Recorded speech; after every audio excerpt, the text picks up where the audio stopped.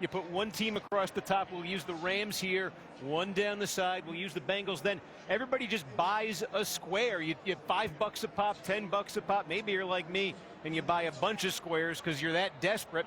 And then you randomly assign numbers 0 to 9. You probably draw them, go across the top, go down the side, and basically it works like this. Let's say I had bought this square right here.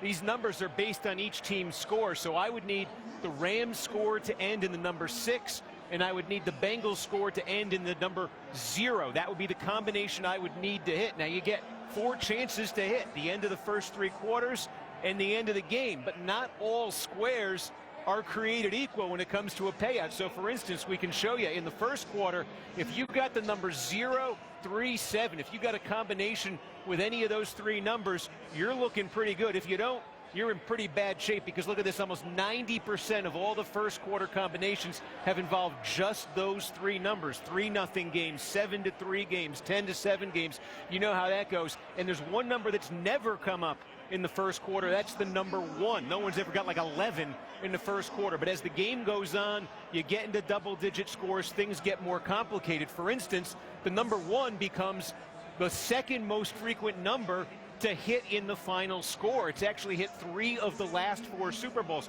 The most common number to hit in the final score, by the way, the number 7. And on the flip side of all of this, there's 2 numbers you really don't want to get stuck with. They are the numbers 2 and 5. They are the least likely numbers to come up at all. And 2 and 5 as a combination, if you draw both the 2 and the 5, that's never hit before. So God help you if you got the 2 and 5 out there somewhere, Mike. Well, you're helping people around the country, and you help us. We did our own squares pool, and remarkably, Chris Sims drew the 2 and the 5. Hard to believe, huh? Shocker. I'm rare. That's all I can say.